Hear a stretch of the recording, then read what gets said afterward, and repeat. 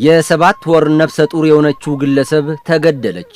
እጅግ በጣም ልብ የሚሰብር ክስተት በአዲስ አበባ መፈጸሙን ፖሊስ አስታውቋል። ከአረብ አገር ተመልሳ ትዳር የመሰረተችው ሴት በሚያሳዝን ሁኔታ ሕይወቷ አልፏል። ለመሆኑ ግለሰቧ እንዴትና በማን ሕይወቷ ሊያልፍ ቻለ? ባለቤቷና ፖሊስ ሁኔታውን ያስረዳሉ። እስከ ፍጻሜው ተከታተሉን። አቶ ዮሐንስ ድንቁና ወይዘሮ የትምወርቅ ታደሰ በትዳር ከተጣመሩ 1 ዓመት አልፏቸዋል።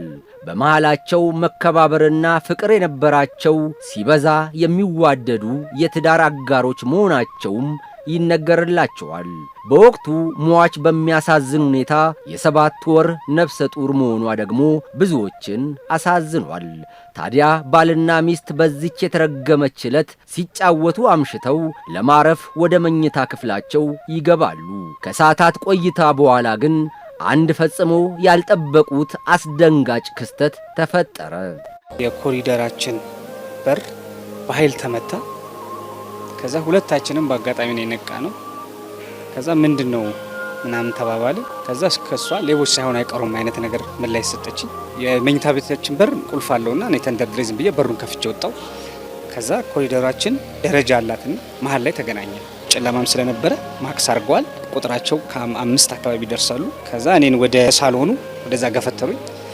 ከዛ 3 ናቸው። 3ቱ እንደዚህ ያዙኝ። ከዛ የጋብቻ ቀለበቴን ሊያወጡ ተያያዙኝ።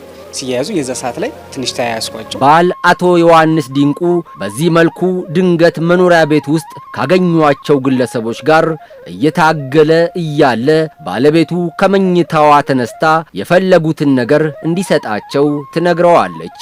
እነሱ አቅደውና ተዘጋጅተው የመጡበት ጉዳይ ነበርና ያገኙትን ሁሉ ይዘው ከቤት ይወጣሉ። ከዚህ በኋላ ነበር ያ አስደንጋጩ ክስተት የተፈጠረው።